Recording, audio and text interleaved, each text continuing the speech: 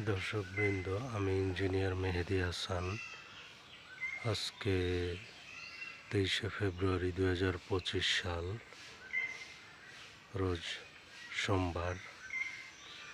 বরিশাল থানাধীন বানারীপাড়া জেলার দিদিয়ার গ্রামে আসছি।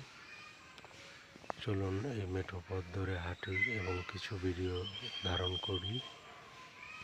গাছপালা, গ্রাম্য পরিবেশ আপনাদেরকে দেখাই। চলুন।